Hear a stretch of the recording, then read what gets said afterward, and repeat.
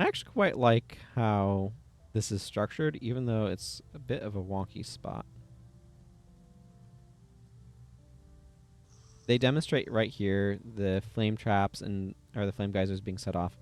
Here's the less worthy apprentice. Now, this is very weird. Um, First of all, their knuckles are transparent, which is causing some very weird looks.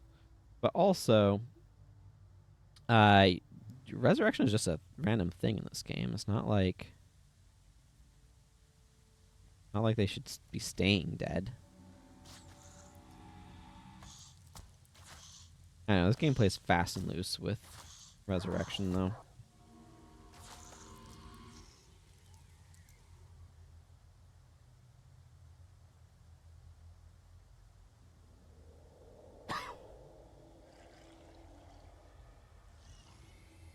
Very fast and loose.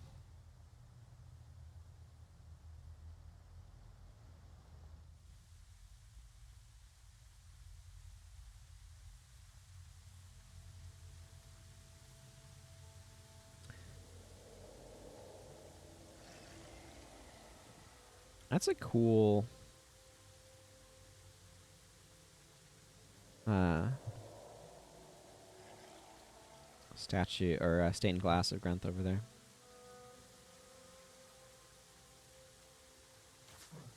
Oh, I see the stream dropped somewhere in there. Be back up now. Great, nice short initial part. That thing was very weak to cold. A lot of spirits are weak to cold damage, which I find to be rather interesting. And already dropping frames.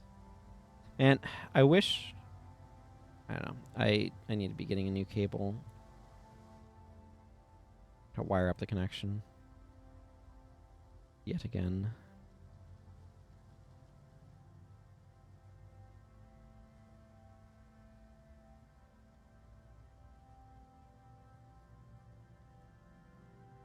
But I'll just have to deal with the fact that that's just not how things are right now.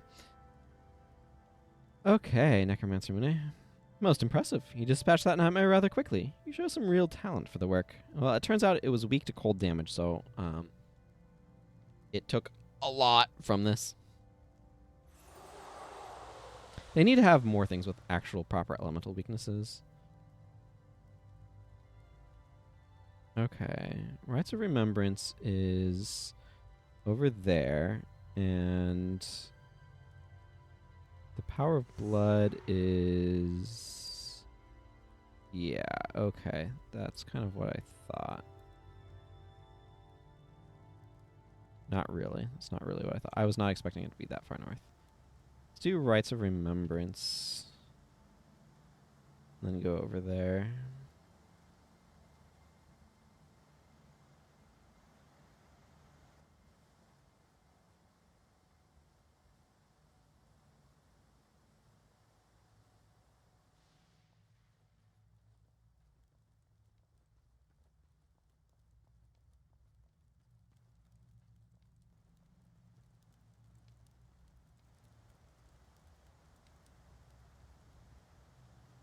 Random Devourer corpse I can make a minion out of. What's my death magic right now? 2, so I can have what? Is it? Oh, 1 additional undead servant. Okay, so that's a total of 3 undead servants I can currently control.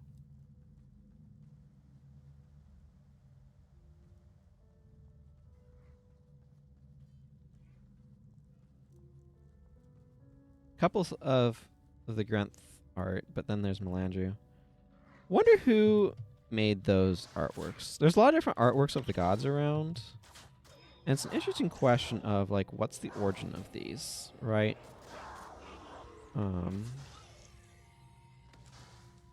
Clearly a dead bow is a more appropriate type of bow for a necromancer to be wielding.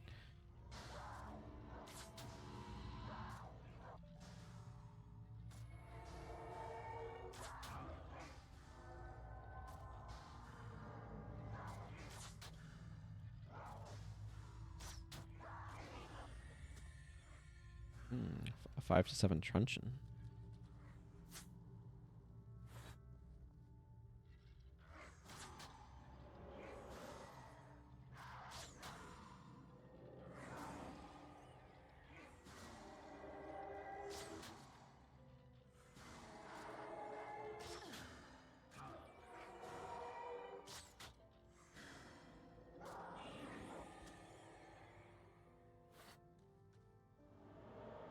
Boy, that 1 pip of health degen is kind of strong at these lower levels.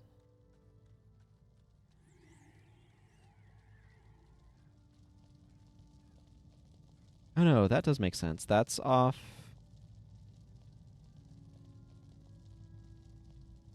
Yeah, okay, that makes sense. Because down this way would... Yeah, that's going to be up towards the gargoyle area, I think. That would make sense.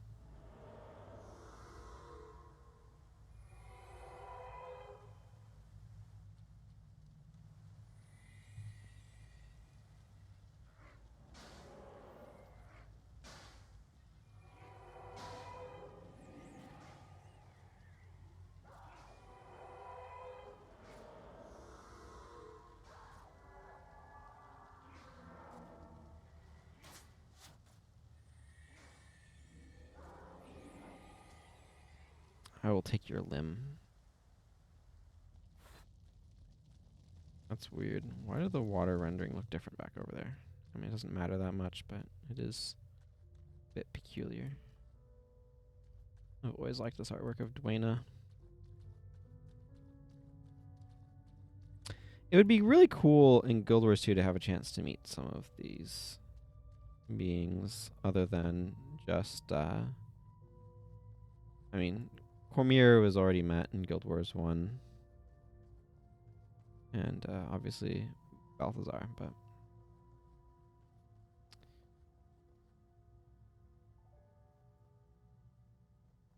This doesn't have a thing here.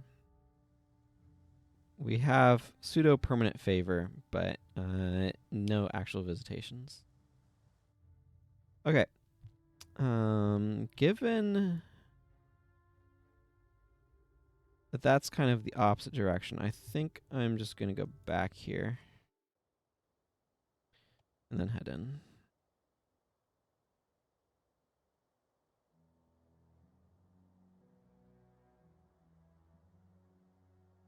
I'll hang on to some of these collector items for now, but probably not indefinitely. I don't care about these axe or shields. Interesting chakram, but I think of the money from it's more useful. This is a 15/50. Although it has a non-max ward mod. I want to get to an ID kit though.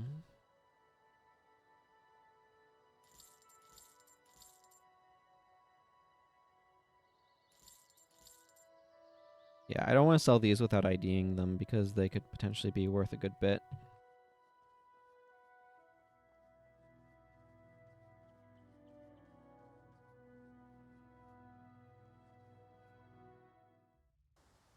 I would have worded that the other way around, but that's because of my own priorities. A neat little open air spot. It's easy to forget that there's parts of the catacombs that are open air, and this is certainly one of them. Appeasing the spirits wasn't so difficult after all, was it? Learning to understand the dead is the first step in understanding the art of the necromancer. Thank you. I will be leaving now.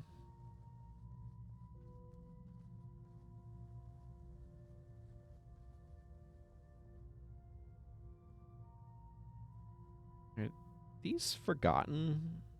What are these like serpent dragon head things on the walls, I wonder? Wild.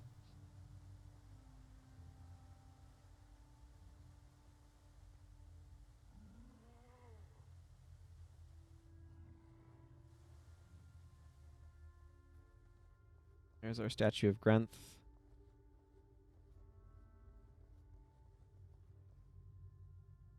Neat little area there.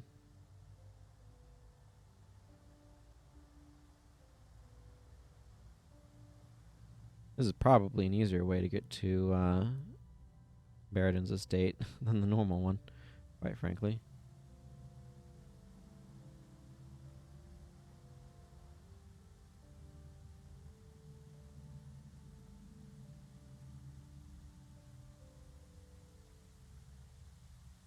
There's where the Tomb Nightmare is. This area is all nice and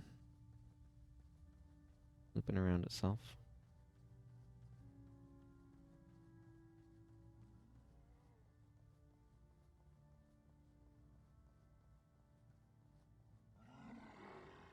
Hello, gargoyles. Aha, I was able to find a way around. This has always been like a neat little structure to me, too. I don't really know why it's here or comes from or whatever, but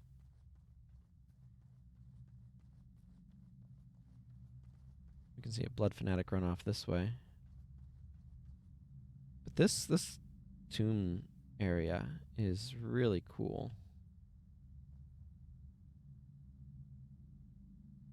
It's like, I don't know what's going on here, but it's neat.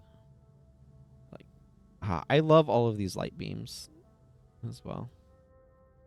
Okay, that's enough me gushing about those. Take out some blood fanatics. I would say your students failed.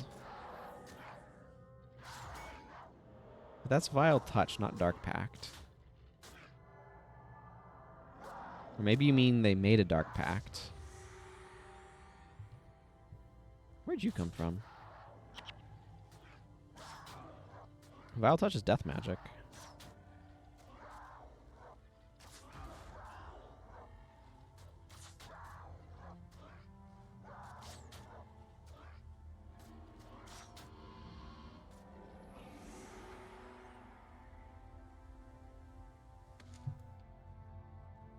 Well, there's 2 more blood fanatics over this way. Normally this area has gargoyles in it, I believe, but all sorts of obelisks underneath this transparent walkway.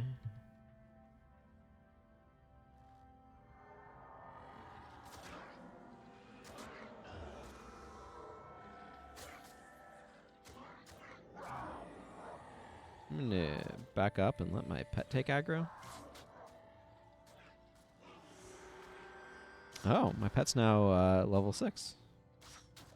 Gotta make sure it's maintaining that lead, eh?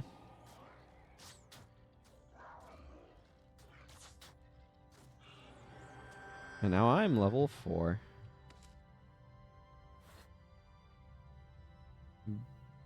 This looks like a ransacked tomb. More death magic. Seems good.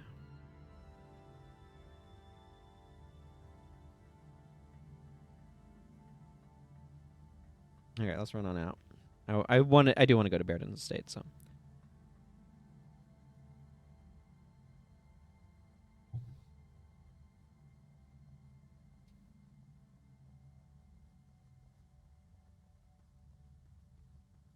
And that's this way.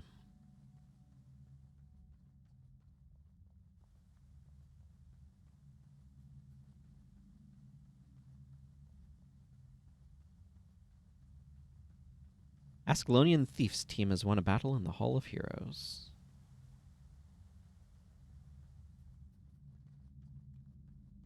Oh no, Kasha has sent someone else to punish us. Yes? Where you been, bud? I came from deeper within the catacombs. Your AI is broken.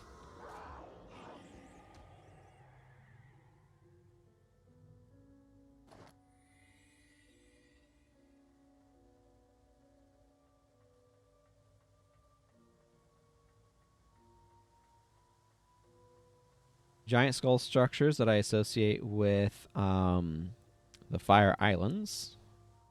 I mean, they made these with the assets they had around to some extent, I assume, because my understanding is they showed people like the previews and everything, and then the PvE was way more popular than they're expecting, and then they like emergency made pre-searing. It was like one of the last things that they made, so Really good move, in my opinion, to have done so. But that does not make it not last minute. So that's fascinating. This is... They really should have had that zone transition spot a little bit earlier, but whatever. I love this game. That does not make it perfect.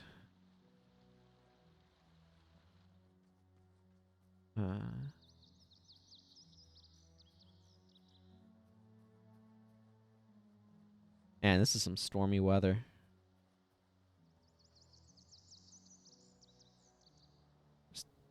Just you can feel it incoming.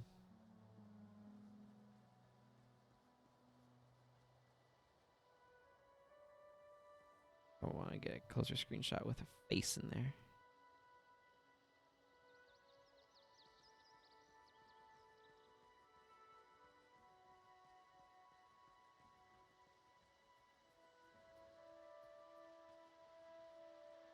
I love these trees. It's weird. Pre-searing captures elements of both autumn and spring in it. There's a lot of love about like Xingzhe Island and Istan. A lot of these tutorial areas are some of the stronger aesthetic areas in Guild Wars 1 now that I'm thinking about it.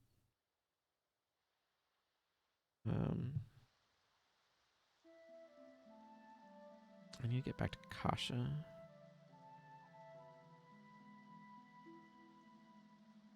I guess that's not entirely unreasonable.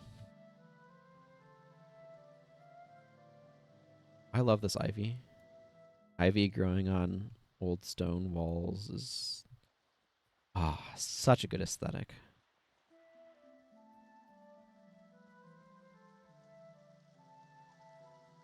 By the way, for convenience sake, you should just keep the Melander Stalker pet from when you charm it, because there's a quest to show a Melander Stalker to Master Ranger Nente and post-searing.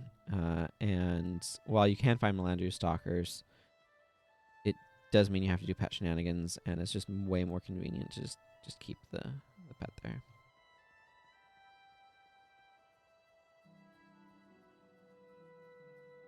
I was just thinking, though, like, if I were wanting to... So, let me back up and talk a little bit philosophically about these sorts of online games. It's not just Guild Wars 1 or, like, Guild Wars 2 or whatever.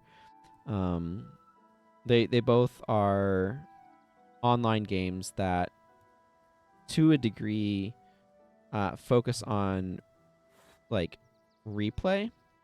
Oh, yeah, there's a random little caravan stashed away over here. Like, trader's caravan, which I think is pretty neat. But these sorts of games that are sort of meant to be like ongoing experiences, I think would really benefit from focusing... Or benefit's maybe not the right word. I would like to see one that is structured around what I would describe as a world's story rather than... that might be vaguely useful. But structured around a world story rather than a player story. It's more useful if I sell it, because then I can buy an ID kit. Okay, that's not worth anything. That is. That's what we're looking for. We're looking for improved sale value. Highly salvageable. And what is this bow? Oh.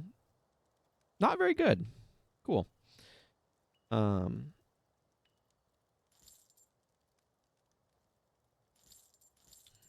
Let me get this salvage kit.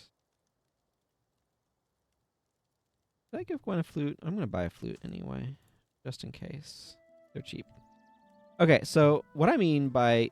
Because a lot of these games, like this game, has a character's story. It is the story of your character going through the world. Now, everybody experiences that same story. And there's an element of unbelievability inherent to that to me, where how can you have millions of people going through the story at the same time and still have it feel individual or unique? This is more of a problem in the way the Guild Wars 2 story is structured with the commander than Guild Wars 1's generic hero. Like Guild Wars 1 feels oddly like it's better structured around having multiple people participating in it rather than Guild Wars 2 story, which feels like each player is supposed to be distinct. I've been watching a Final Fantasy 14 playthrough as well. They're doing Eureka right now, and where I'm watching it. They've already gotten past that in the videos, but I fell behind. But that game also has this same issue where you're some sort of special warrior of light, and you and however millions of other people are running around the world, right? And it's got some weird clunkiness with like, oh, your fellow adventurers and stuff. But like, regardless of any of that, the point stands that there's an inherent element of clunkiness to trying to tell an individual story in an inherently multiplayer, like mini player setting, as opposed to something like The Legend of Zelda or even Elden Ring with its convoluted timeline stuff that the From Software games have always had.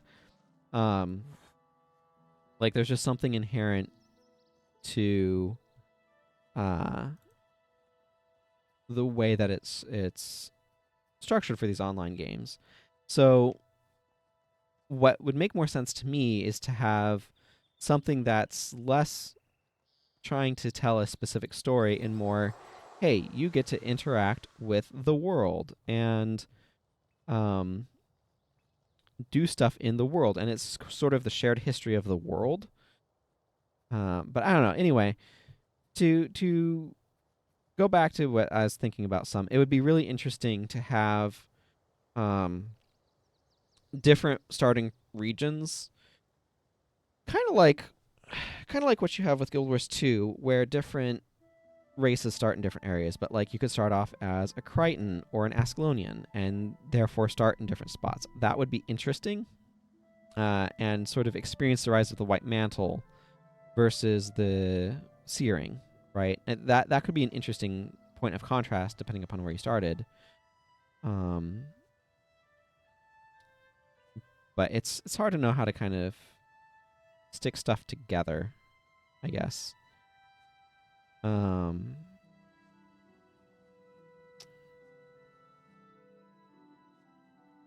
don't know. I don't know where that thought was going. I think I don't know. One of the problems I have with Guild Wars 2 is how clunkily the arcs are stuck together.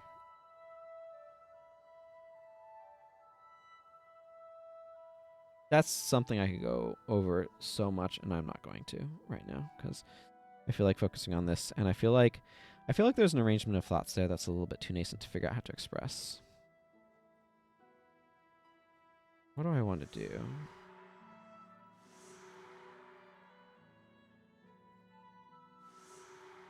Trouble in the Woods, maybe? Yeah, let's go do that. I do need to go talk to what's his face as well? Aiden.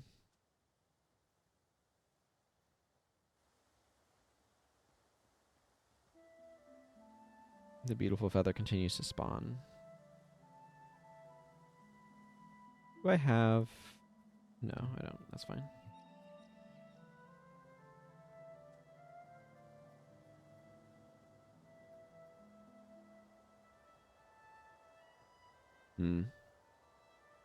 Yeah, because I feel like... So the thing that I wanted from Guild Wars 2, narratively... let's see if I can get the bees to cooperate. But the thing that I wanted from it was to be able to...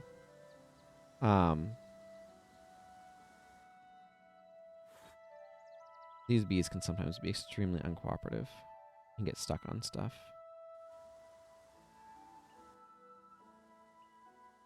Yeah, because we have this swarm of bees down here that I need to have come up here. I'm getting distracted by my current task. But it's like, okay, world problem, the Elder Dragons. How are you, like, instead of having a player-driven story, which is what they're trying to do, and I understand it's following in the wake of, like, the player wants to be the hero, right? Like that's what they're doing. The player is the hero of the story. And there was always complaints in Guild Wars 1. In factions, people were like, why is Menlo being the, like, hogging all of the glory or being the focal point, right? Why is he the character instead of the player? A swarm of bees decided to bug out. I feel like I never used to have anywhere near as many problems with these bees as I have lately, and I don't know. I don't know what's causing that problem. I tried to drop that bundle with the weapon swap button that I use in Guild Wars 2, and it didn't work. So we'll just ignore that. Let's see if Devona can get over there to fight some Grawl or whatever. But, like, instead of having the story filter everyone into the pact, like, there should have been, yeah, because, like, in factions, just to finish that thought, in factions, players complain about Menlo, and in being like I don't know, hogging the spotlight, and in then complain about Cormier in the same sort of way.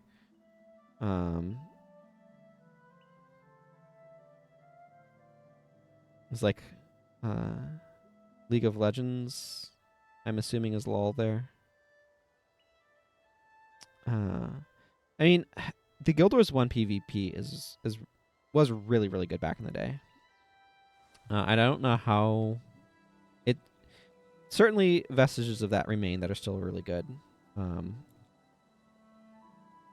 it does have the problem of a dramatically decreased player base. But GVG is so good and could have, it had the potential to be a really big esport if it had come around at a time where esports were really big, rather than when it did come out. They were ahead of their time in a way that was not beneficial to them. But Vatlod Doomtooth, canonically Pyre Fearshot's father.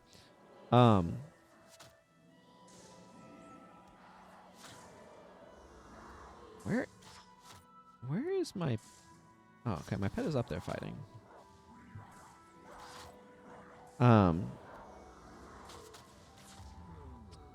Yeah, like they're still kind of going technically. Okay. I need other people to take the brunt of this, please. This is gonna hurt.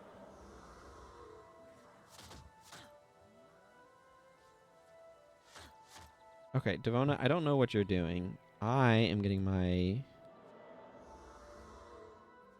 increasingly pained rear end out of here.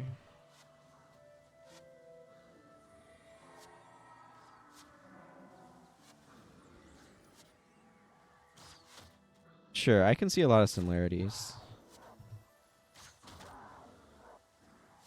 Yeah, because League of Legends is built on came from Dota as, like, the history of MOBA is rooted in Warcraft 3 custom maps. So the mechanics are drawn from there. So I can definitely see where there'd be parallels to draw. I'm gonna go do the Devourer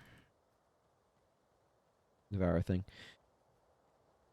But anyway, so yeah, players complain about Menlo and they complain about Cormier hogging the spotlight. So I can understand where they're trying to, like, and they complained about Traherne hogging the spotlight too in Guild Wars 2. Like, players don't like NPCs being like some sort of lead, which I find both understandable and baffling at the same time.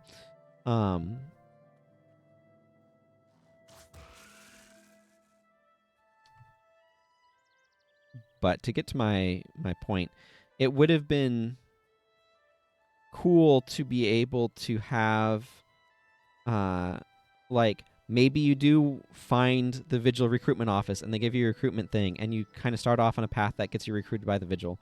Maybe you don't. Maybe instead, you end up in a path where you go through the Seraph or something and end up going that way in order to be joining in. I do have... Yeah, the Poison Devourer. But it feels like there would be ways of, like, the overarching world story is the fight against the Elder Dragons that are kind of like rallying around to Hearn. And maybe you can have that, but maybe, like, okay, this is just being really awkward here. I don't know. It feels like there's a way to structure that that's broader and is taking place in the world and through your interactions with world NPCs rather than in instanced story elements. I don't know. Like, I feel like that's what I'd want more from an MMO. Like, I don't... It feels weird to play an MMO to also play a single-player game. Like, having both in there at the same time feels kind of weird, is what I'm getting at. And also, the geometry here is absolutely miserable for bows, and I have no idea why.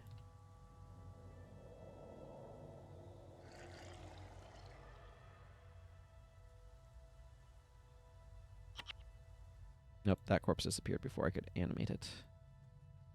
Look! An egg! I will not wait for you. I will, in fact, begin clearing the rest of the cave.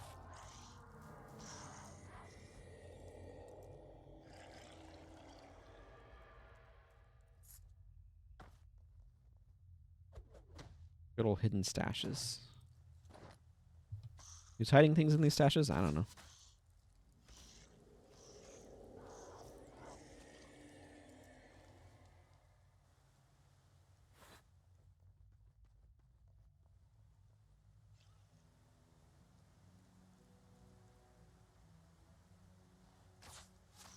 Go, my minions, and also Pat.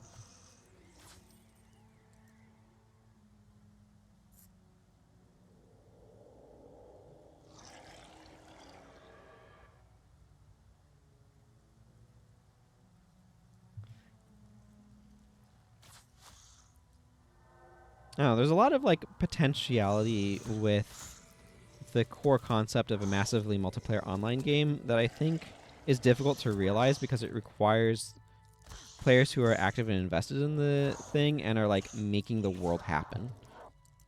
And it's kind of this collaborative dance between developer and player in a more poignant way than you get in most games. But pulling that off is extremely difficult, to put it mildly. And it's totally understandable that that's not generally how MMOs are designed. Because in my opinion, the ideal is to have, like, towns founded by players and built by players and services run by players. And what you're responding to are threats that the developers are adding to the game that the players have to interact with. But that creates an inherently, like, that sort of game does not work without players being active in some way. And you could even have players, like, when they're offline, an NPC version exists in some sort of automatic, like, shop type fashion, right? Where it's like, oh, this player's offline, ergo their avatar is now manning a shop. That's absolutely something that you could do as, like, a way to try to make things work better. It's a lot of dull carapaces. Hey, Duke. Well done. I'll give you a couple eggs for your trouble. I'm not usually such... Excuse me, hiccups. So jovial? Jovial mood. Not usually so generous, but happened to be a jovial mood there. I got there. Okay. I can continue the one quest that needs that.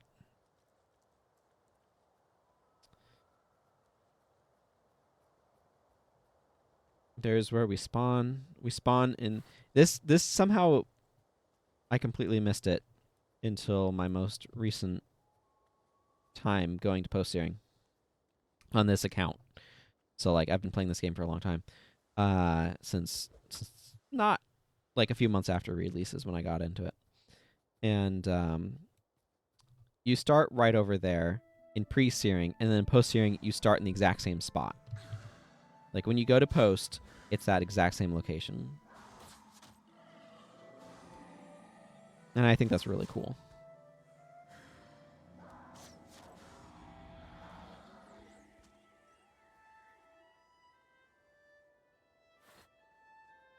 Okay, I'm wandering this way because I want to go interact with Gwen. Give her some more flowers. I don't know why she stopped following me around, but for some reason she did.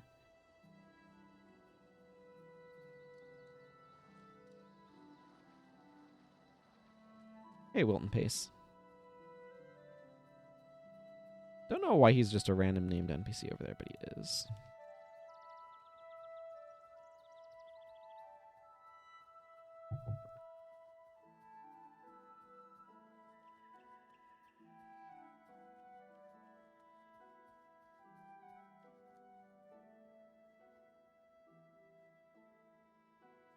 Yes. Enjoy the flute.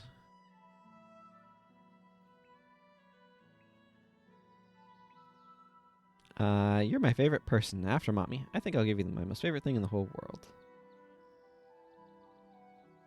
And there's a tapestry shred. Is it a shred of a monumental tapestry, perhaps?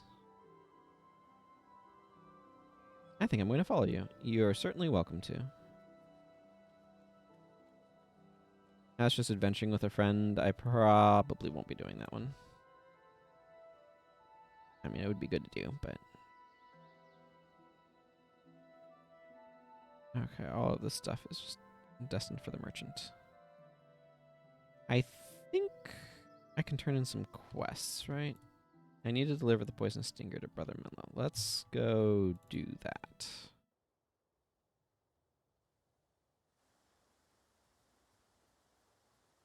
Man, I remember back in the day, people would sell Althea's ashes. Like, you could go and get that item multiple times, and people would sell it.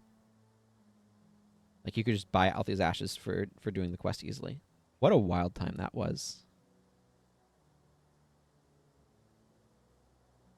I'm glad to have memories of those days.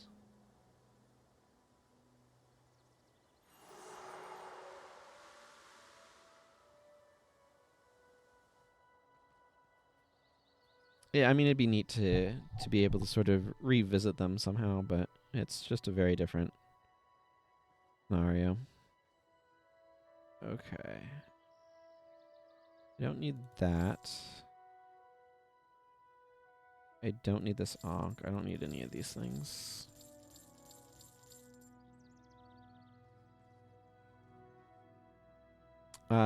Thanks for the tip. I already have a belt pouch. Somehow you didn't detect that, but... I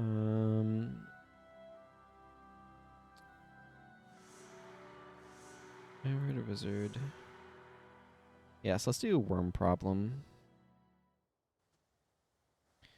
Kind of blitzing through these a little bit. I do want to take another stab at the bees. I'm going to be in that area. So let's do that first. The deeply uncooperative bees.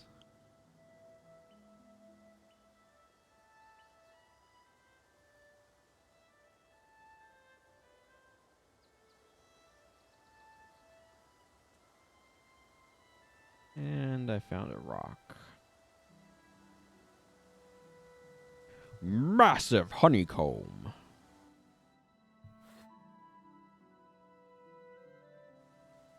Okay, step 1. Are all of the bees following me? Yes.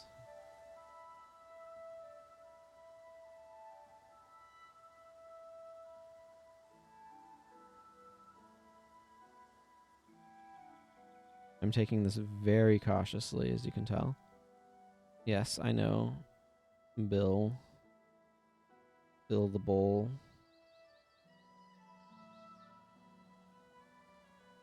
If you kill Bill the Bull, which you absolutely can, then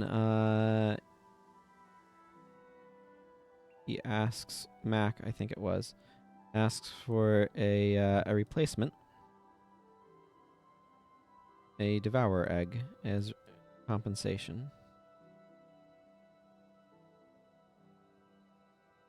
Did those bees just decide to bug out and stop moving? I wonder if they're stuck on each other.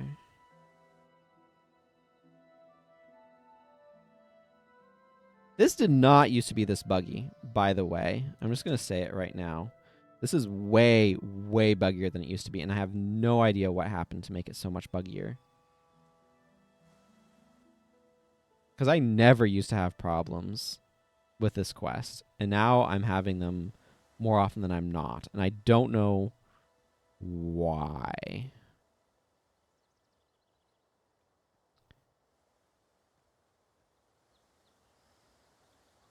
Hey, Pitney.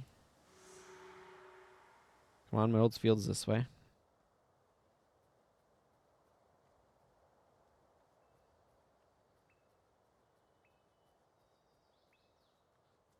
I mean, sure, you can go that direction if you want to. I'm going to go around this way.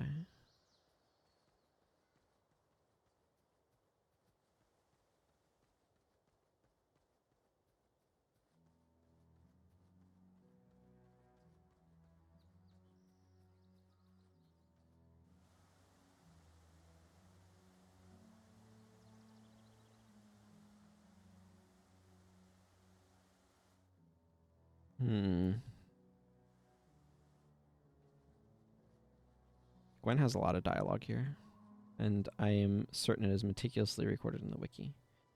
I would love a version of this game that did not have such an aggressive calling algorithm. Like, I understand the why of it, but it is nevertheless too aggressive in my opinion. It was made for keeping the game efficient in 2005 when it released.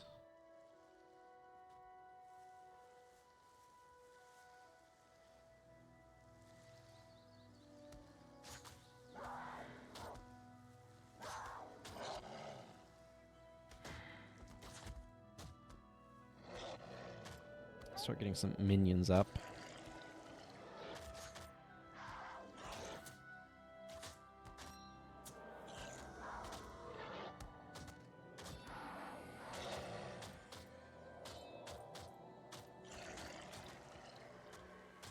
Gwen will also heal you some, which is always nice.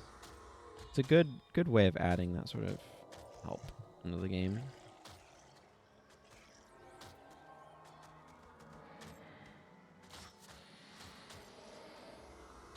Thankfully, minions are beginning to preoccupy the worms.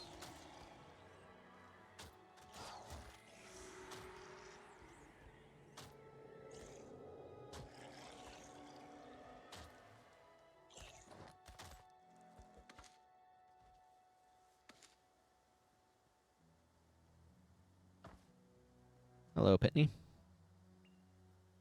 Thanks so much. Those worms won't be a problem now. And then your prize mobird's gone missing. What a tragedy. What an absolute tragedy. Let's just make my way over to... Is there anything that I really...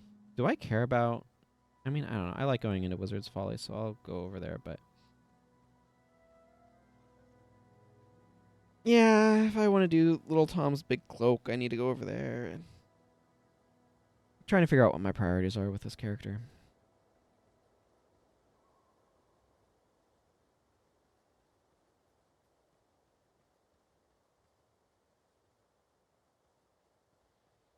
Aiden's in Wizard's Folly, so I definitely want to go visit him. I do want to get this horn purified first before I really worry about that.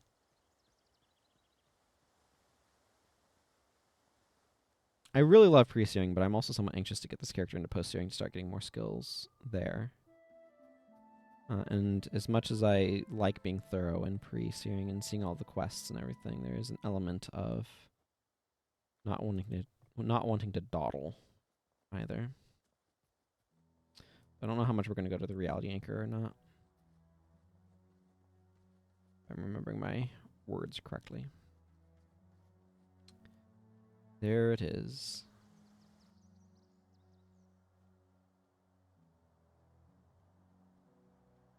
Whee! Off in the distance. Spectacular, isn't it? Ponderable, isn't it?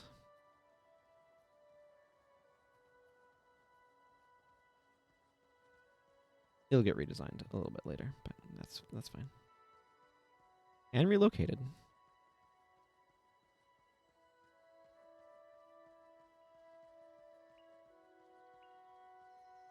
I've always loved this particular map. It's the maps that are border zones between two different aesthetics. Like there's these little raindrops that happen here, and then some flurries, and the border between snow and non-snow. These sort of border areas are really cool. I like Majesty's Rest as well, where it blends from Kryda into Maguma. I think that's a really neat spot. The Ascalonian Foothills is similar in that regard.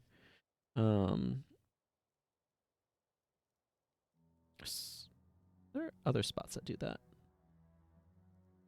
Yeah, Griffin's Mouth transitions down to Scoundrels. Yeah, that transitions from the Shiver Peaks to Kryda as well. Although that map's kind of obnoxious, so I don't have as strong of feelings about that one.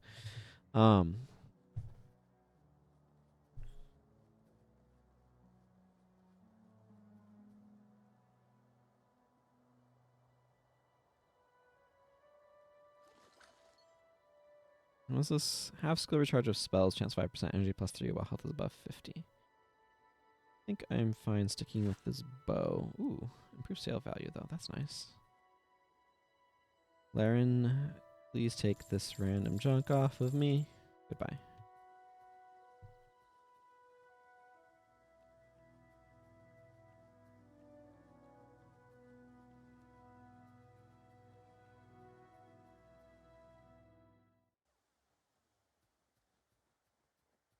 Okay, I want to... What's the best way to go about doing this? Probably head from over here towards... We'll do Wayward Wizard at some point, but Hunter's Horn is my priority right now. There's a very good chance I'm just not going to do this one because the bees are so uncooperative. Again, they did not used to be so uncooperative. And I don't know why it started. Or when, for that matter. Ooh, we do need to fight a bear. At least until it gives me its pelts.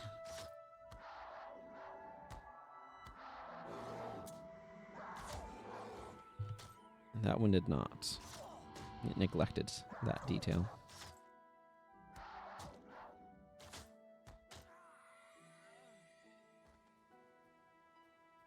People always wanted to charm bears as a pet, despite the fact that they were actually worse.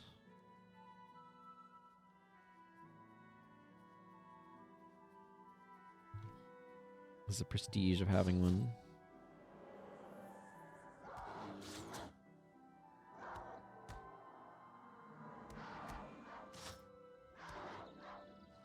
They're worse, by the way, because they do have brutal mauling, and that slows down their DPS. Although it might trigger some anthems, so that would be worth testing. It is theoretically an attack skill. I've always liked this little fishing hamlet down this way as well.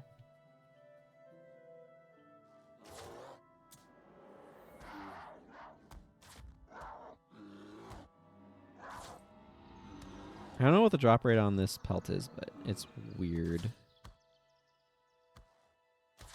It's certainly lower than I want it to be.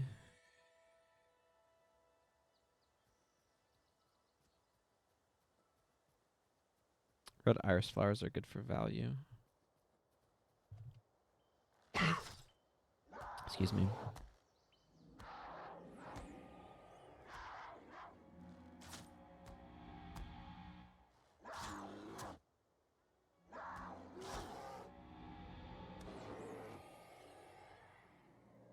Let's just aggro the whole zone and make a minion.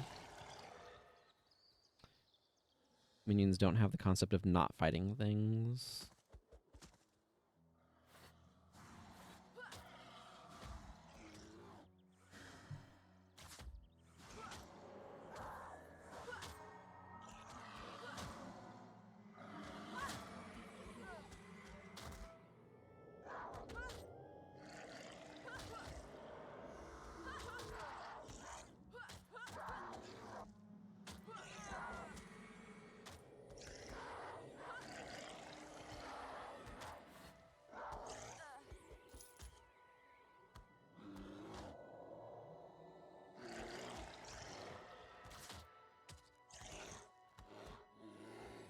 Good spot for barbs is what that would be. Barbs would in general work decently well with a pet, actually, now that I think about it.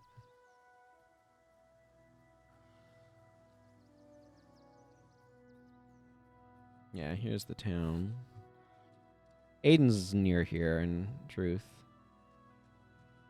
I don't feel a desire to visit him until I get that horn turned in. But yeah, I've always liked this hamlet. In fact, if you look at some of the older videos on my YouTube channel, I used to use an ending screen of a character standing here with the reality anchor in the background.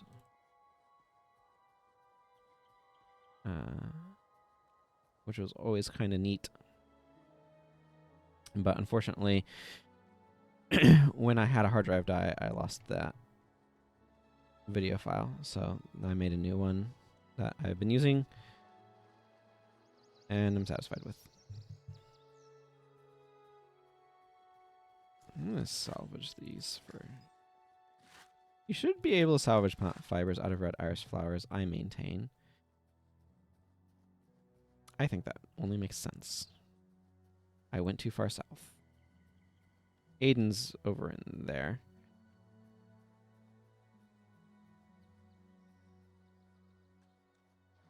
I mean, I don't know how many people are watching this who don't know that, but... You follow this river over there. I mapped all this stuff out in immaculate detail at one point in time, but that was a while ago. I imagine it's fairly chilly here, seeing as we're near where snow is in the game. Boy, that does look like cold winter sunlight out there. 2 p.m. in the afternoon. I don't know why I said 2 p.m. in the afternoon, because the p.m. and the afternoon are redundant, but nevertheless, that is what I said. Okay. A brief stint here in Regent Valley.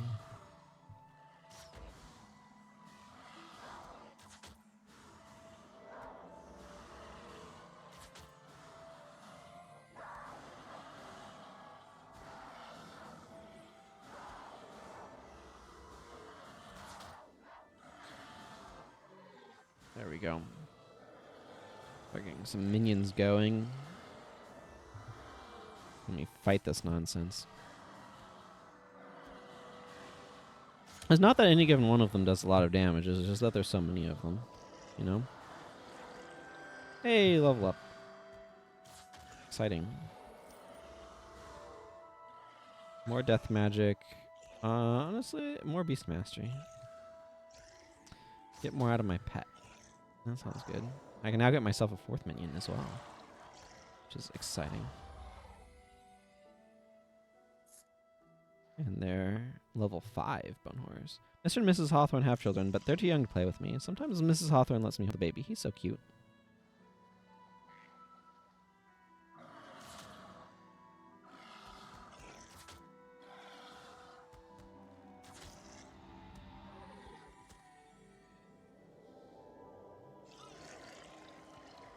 Give me that.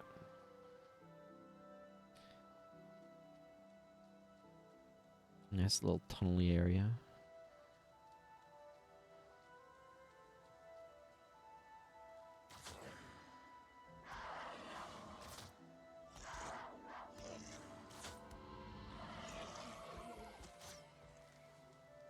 Starting to get some real damage out of my pet here now.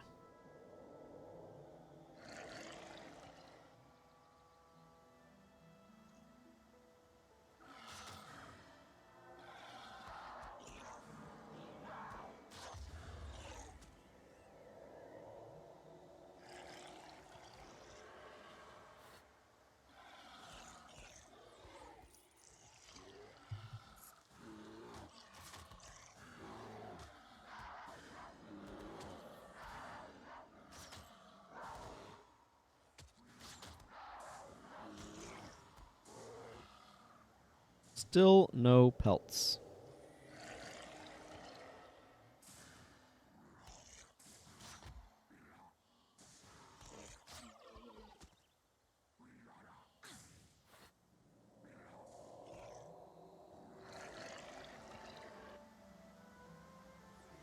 Much to my sorrow. Okay, Hunter's Horn has now been successfully purified.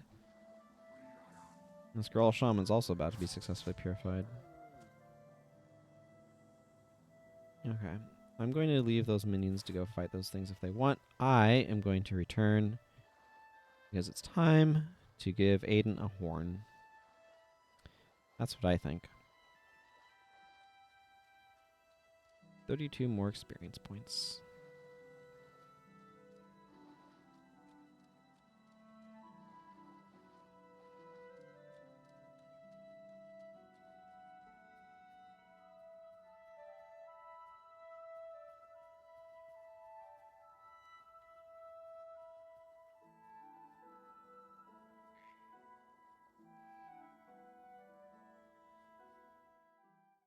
Hello, Wizard's Folly.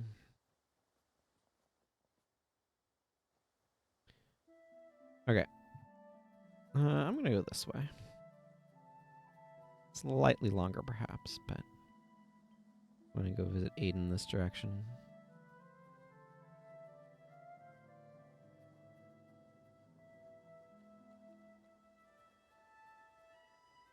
I love the music in this game.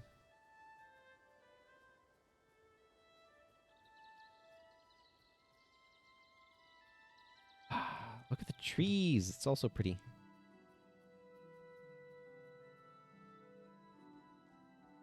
I love these trees and all the different colors and stuff. Makes me happy.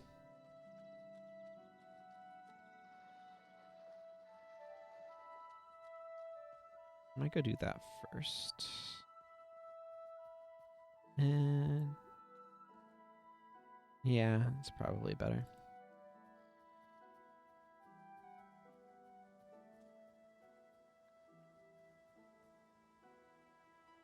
I just love having the snowy mountains in the background there.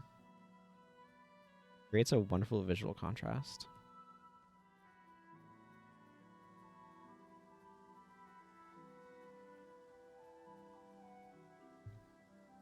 Oh, guess who's getting attacked by spiders? It's me.